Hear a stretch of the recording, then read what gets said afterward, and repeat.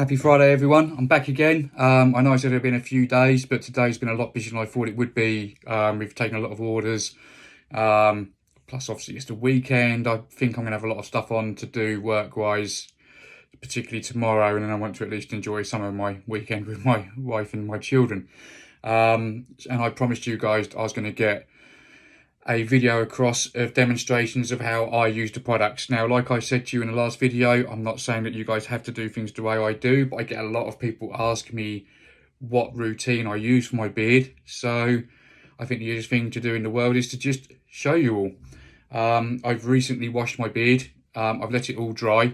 It's not completely dry. I like to add products into my beard when it's a little bit damp. I'm not going to mess with my beard up and say this is what it looks like. I won't deny my beard in the morning looks mostly horrific. But throughout the day, once it sort of weighs itself down, it sits in a good form anyway. So again, I haven't put anything in. I've just washed. I've beard and shampooed today as well, which is something I only really do twice a week. I don't think you should be shampooing and washing and conditioning your beard too regularly. You don't want to get all the natural oils out. But at the same time, anyone who's got a beard, anyone who's with anyone who's got a beard knows that these things just absolutely gather everything.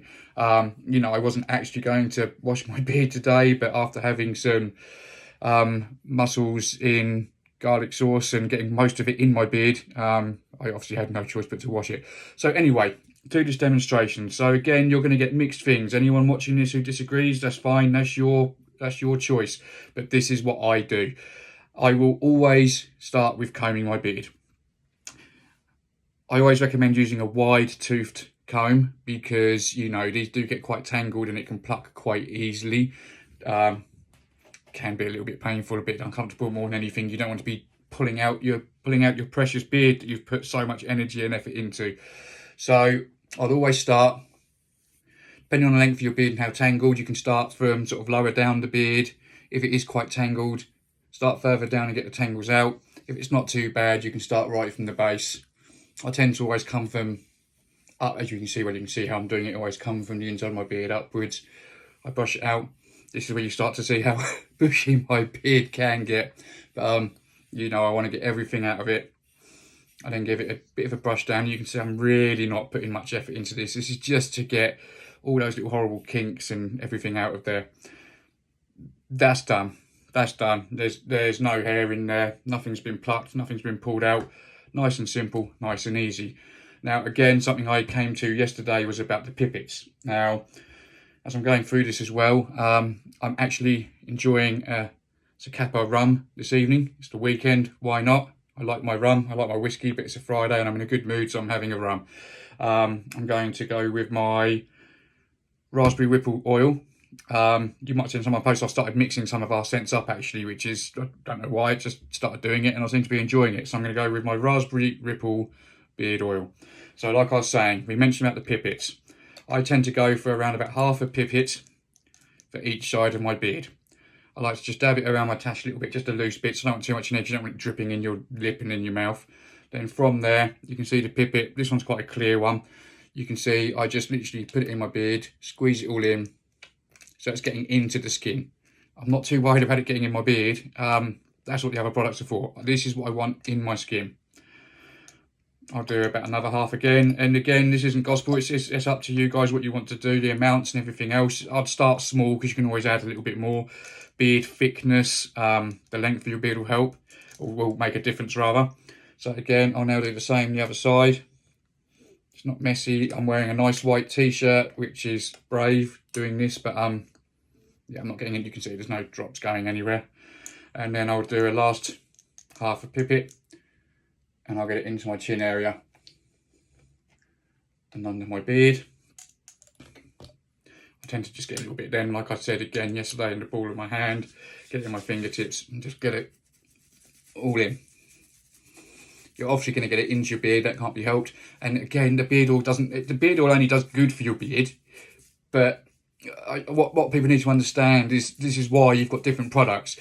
The beard oil is so thin because you want it to soak through your beard, get into your skin. If people are using the right oils, the right essential oils, we've put 6 essential oils in ours, and I've gone for a big mixture of things that have loads of different applications to them. Better for the pores, better for inflammation of the skin, better for irritation, better for spreading it around. I've tried to go for a bit of everything. There's vitamin E in there. And, you know, I'm never going to ever promote or agree with these posts that say, hey, use this, you'll grow a better beard, it will grow, and you'll grow beards in places you can't normally. My honest opinion is that's an absolute load of rubbish. But what you can do is improve a beard with this stuff, because just having healthier skin, having healthier facial hair is going to promote healthier growth. So this is why I think the beards do make such a difference. The beard products do make such a difference. So again, just make sure it's all in there, really well into your skin. Massage it all in. Then from there, what I will do is, again, we've got our beards manners brushes. People have different preferences, handles, not handles. I prefer a handle one because I like to try and train my beard a little bit as well. What I mean by that is, you know, again, you can see how my beard naturally goes. That takes a lot of practice, a lot of time, learning how to trim it yourself. But more than anything, it's about training it. You train your beard how it wants to grow. I've had all kinds of kinks in mine before. We've all been at that stage where you want to shave it off and start again. No, just look after it, do it properly, stick with it, and it will all come good. So from here, I used a brush.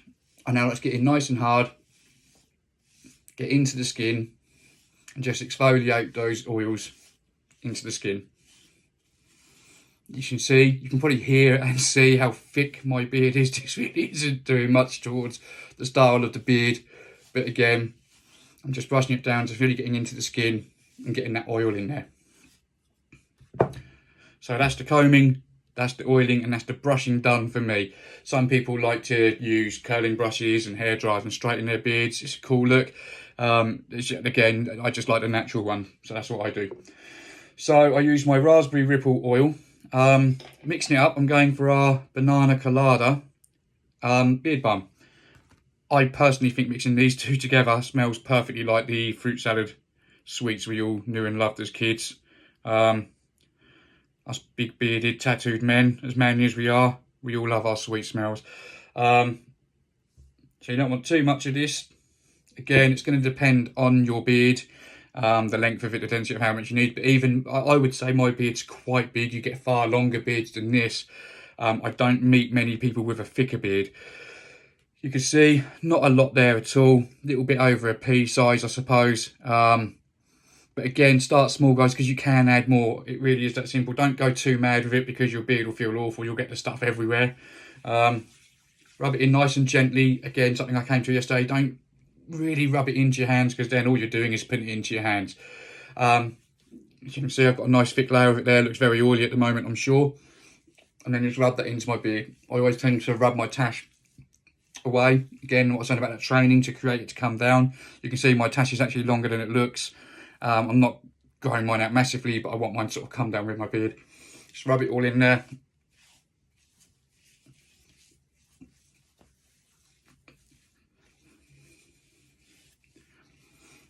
Now that is me done.